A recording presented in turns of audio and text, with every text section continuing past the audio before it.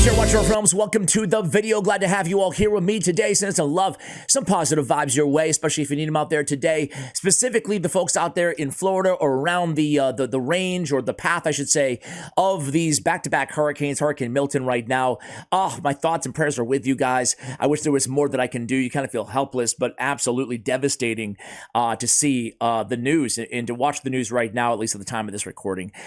Anyway, guys, today we have a lot to get to in the update, but there's been kind of a delay in the update as well, and a lot of speculation as to why. So I wanted to actually start before we kind of go in and take a look at all the arena changes and the champion balancing or hero balancing and everything else coming to the game. We do see that this is like a month or two ago, Apple tightens rules on Tencent and ByteDance in China, basically over in-app payment controversy, aka, you know, like the what are they called? The V-coins, E-coins? V-Coins, you know, like the separate ecosystem and way that you can buy resources inside Watcher of Realms. It seems to be kind of predicated on that. You can even see some speculation here on the subreddit here from Bora Horza, and Blood the Mesmer says basically, what is it? W coins. There we go. The W gold isn't directly through Apple and blah, blah, blah, blah, blah, blah, blah. I'll link these two articles if you guys want to in the description below. Now, this is not related to kind of the Epic Games versus Google that happened just a couple days ago at the time of this recording. Basically, Epic won versus Google. They lost versus Apple. Why did Google lose and Apple won? If you're into this kind of stuff, you're following along. Certainly I am, being in the industry. I'll link both of these articles as well by The Verge. They're actually both pretty good, pretty in-depth, and kind of explains, you know, not only the legal changes, but also how they may impact your experience as a player of a lot of these games. All right, guys, so let's get to the update here. Enough preamble. What is coming when the update finally does land? First of all, when is it going to be? It's going to be October 14th, it says. TBD, but the biggest news, probably, maybe the best part of the update, is the diamond compensation. We get 100 diamonds as part of this update compensation. It looks like it's only going to take an hour anyway, so sounds good. And usually, if there's like a delay or the update takes a little bit longer than anticipated, sometimes they give like extra perks as well, which is very generous of the developer. Okay, so going offline, maintenance, yada, yada, yada, yada, yada. The arena's new season is coming along with the customizable gear recommendations, new artifact forge features, and many other optimizations. Okay, so I like the arena in this game. Honestly, out of everywhere I play in Watcher of Realms, I play the most arena, and I've been thinking about maybe making the channel. I'm just thinking about it, but I would love your feedback. I was thinking about making this, because I'm just gonna, let's be honest with you guys, right? There's a billion other channels out there covering Watcher of Realms that are way more day-to-day knowledgeable about the game. Like, there's no ifs, ands, or doubts about it, right? Sure, I know the basics and I know the heroes and stuff like that, but in terms of like getting into the cutting-edge strategies that in the developing meta of the game, I feel like with me, given that it's not like I'm not playing the game 12 hours a day, right? I think maybe focusing all of my attention on the arena, which ironically is probably the least popular element of the game, but I do see it's an element that's not really highly covered on YouTube, but kind of owning one little sector. Not that all my content would be on that, but kind of most of my content would be oriented towards PvP. Do any of you guys find that intriguing at all, or do you want me to just stick to the basics?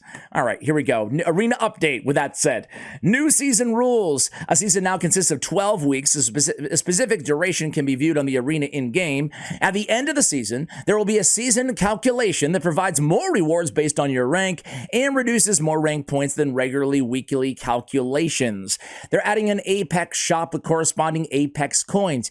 Apex shop offers season-exclusive artifacts, Eye of Penitence, starting out with, season-exclusive Avatar Border, Legendary Hero, Lady Alexandra, Freya's Legacy, skin for the Summoning Stone of the camp, and which can be activated in summoning after purchase. Apex Crystal Chest, and many other rare rewards. That was a mouthful. Apex coins can be earned through weekly and seasonal calculations at Platinum Freudian slip there, rank, as well as from offensive victories at Overlord rank and above.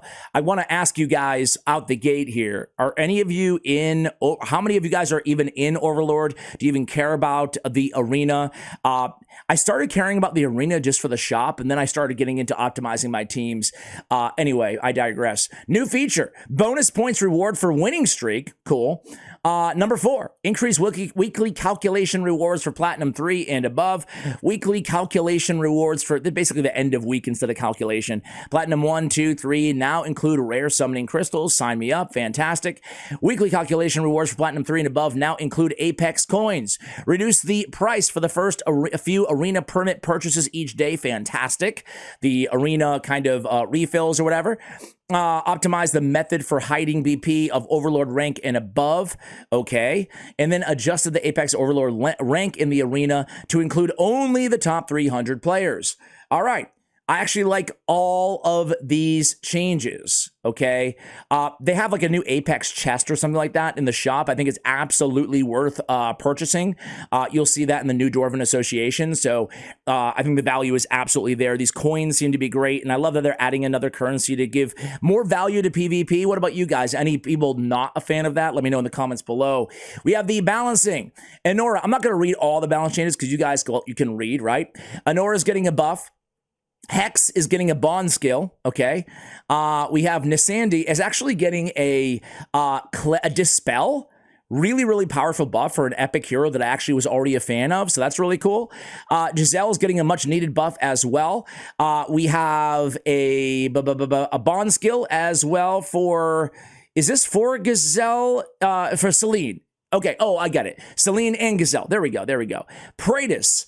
Now, this one's a big head scratcher. Let me know if you guys understand this, because I, frankly, don't. I don't. They're buffing the strongest hero in the game. I read this as a buff. Do you guys? Awaken 1. When basic attack deals damage to target inflicted with Radiant Erosion, restores 3% rage. Now, it's just straight up, when basic attack deals damage to a target, he restores 3% rage. So it doesn't have to be Radiant Erosion anymore. It's a buff. Why would they buff the strongest hero in the game? Does anybody understand that? I'm not really hearing any other creators. Maybe I've only watched like 1 or 2 videos, so small sample size. But I'm not really hearing many people talk about this. I'm so baffled by this one. I'm at a loss of words. Anybody understand why would they buff with all the crappy ass heroes in this game? Why would they buff Praetus? Everything else is great. Everything else is great, but Praetus, kind of a head scratcher for me at least. All right. Gear recommendations. Added a gear feature where you can customize the gear recommendation rules. The current rule set is as default. Commanders can edit their recommendation rules of any gear sets. Basically, without reading it all word for word here, it seems like a more robust recommendation of gear for heroes. I'll TBD. Let's see. Let's wait and see, right? Titan Forge and Wisdom Forge added to the Artifact Forge, okay? Titan Forge requires Titan meteorites obtained from the Artifact Material Raid and can forge artifacts for ground heroes. Wisdom Forge, same thing with our platform heroes. I love that. I spend a lot of time in AMR, and I'm sure you guys do as well. So, hey, why not add some Forge stuff in the meantime? Okay, number 3. Added Quick Enhance. You can now Quick Enhance a gear piece through the reward page of multiple auto fights and background fights or in gear enhancement interface. Requirement for this level is clear campaign N84. Okay, cool. That's cool. I like that. Quality of life, solid. Increase the base storage capacity for gear from 11 to 1500 and the maximum capacity for 13 to 1700. Love that. I love gear capacity increases. It's something that, should happen more frequently in all of these games. So sign me up.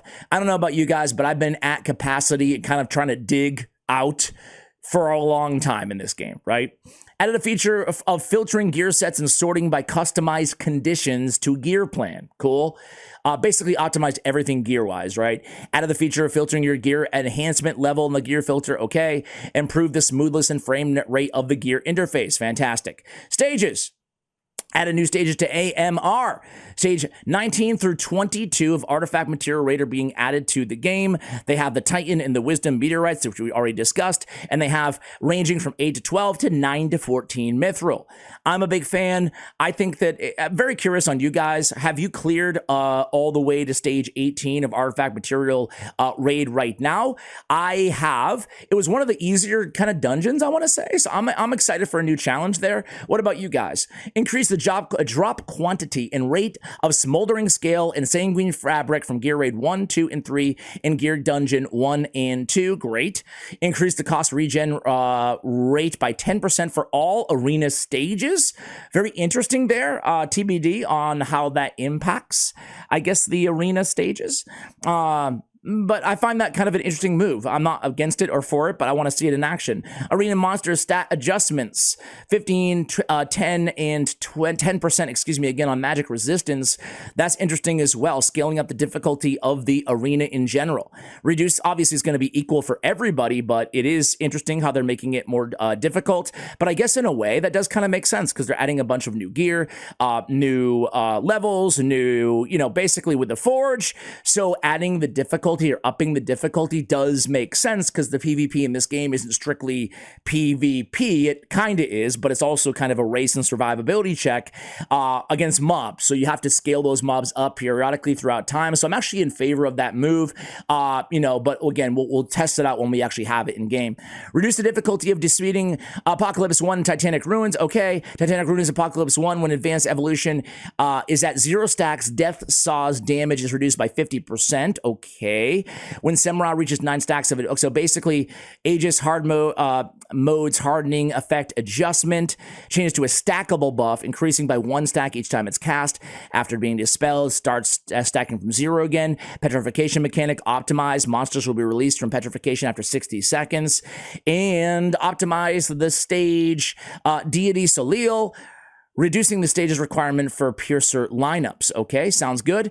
And then a bunch of other random stuff, right? Unpolished Legendary Soulstone to a random drop pool of Legendary and Mythical chests in Drake's Chasm Nightmare 3, and Fine Epic Legendary and Mythical chests in Nightmare 4. This item can be used to awaken any non-Lord Legendary hero. Added a new item, Freya's Legacy, to the Apex shop. Freya's Legacy is a skin for Summoning Stone is a skin for the Summoning Stone in the camp, which can be activated in Summon after purchase. Added a new achievement, PC Gamer, blah, blah, blah. The following skins are now available in the skin shop, basically Ymrit, Trusk, and Theowen. We have improved some skill descriptions, okay? Improved visual representation of buff stacks. Okay, cool. That's pretty good because I think that buff stacks, or buffs in general, sometimes it can be a little bit tricky and a little bit small in this game. Anyway, guys, that's the update. Are you guys excited? I wouldn't say it's a monumental update. We're not really getting any new content here, but we've gotten a lot of content over the last year and 6 months more acutely, so I'm okay with that. A lot of quality of life, a well-deserved update to the arena, quite a few champion buffs, rebalancing here, and the heroes. I only see heroes and champions.